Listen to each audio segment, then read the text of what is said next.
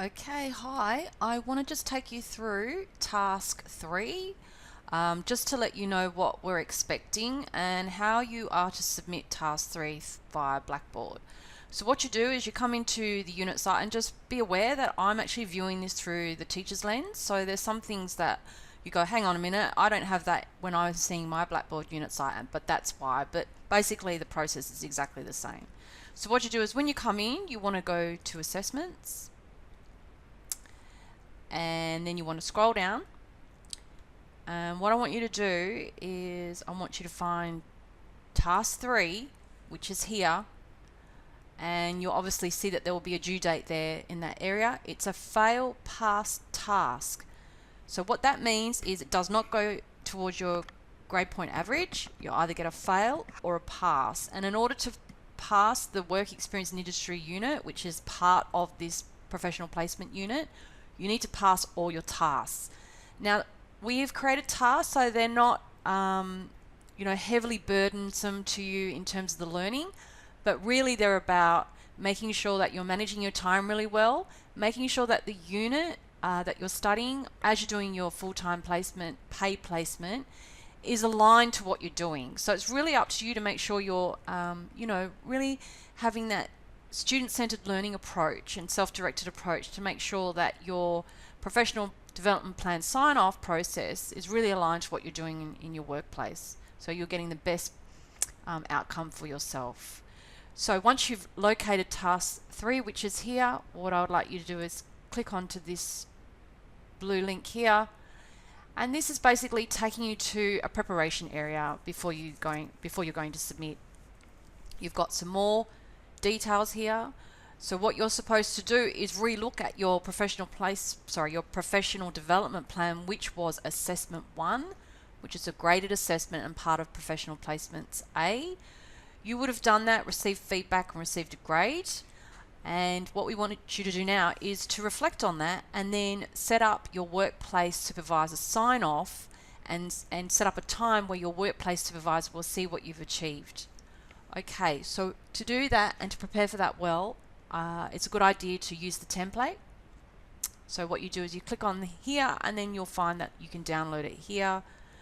You open that, and let's open up and have a look at that. It's a Word document, which means you can play around with this. Obviously we want you to keep to the template because it's a pass fail task, so we don't want you spending a huge amount of time on this. We want you to fill in the blank spaces as effectively as you can. So what we want you to do here is put your student name. We want the workplace supervisor's name. We want the date that you have decided to fill this in. The review 1 date is actually the date you completed your professional placement plan, which was assessment 1. Your review 2 date is the date that you're having with your workplace supervisor to go through what you've actually achieved and how. So here's this template, which, it's in a Word document, so you can easily add more cells if that's what you want to do. It's quite easy to do. Don't feel you're confined to just this template. If you need more space, go right ahead and use that. So here we want you to relook at your professional development plan assessment 1. You'll be looking at your achievements. So what is it that you set out to achieve and how you know that you've achieved that? And this can also be comments by you here. So it's a really good idea before you go into your meeting with your workplace supervisor that you filled these 2 columns in quite extensively and clearly so that their time's not wasted and they know exactly what the meeting's about.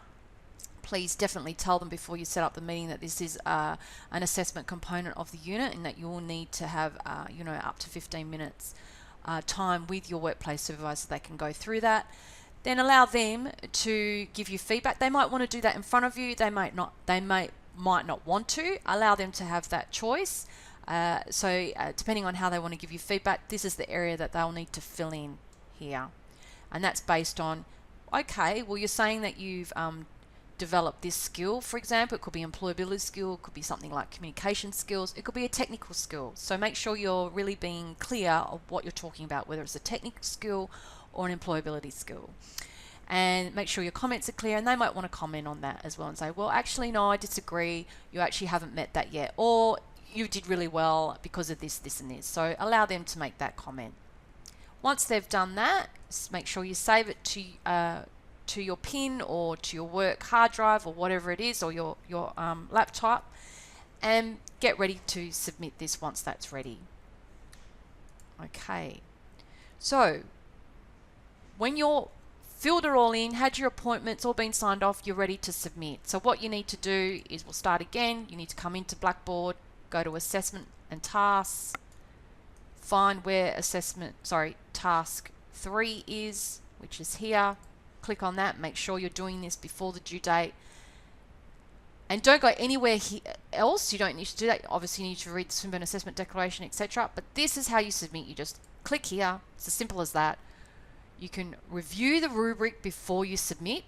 So as I've said before, it's a pass-fail task. So you're either going to pass it or you're going to fail it. When you pass, we give you 100% because that's how the Blackboard unit side works. Can't do it any other way. And if obviously you fail, you will get 0. Okay, and your academic supervisor will tick that.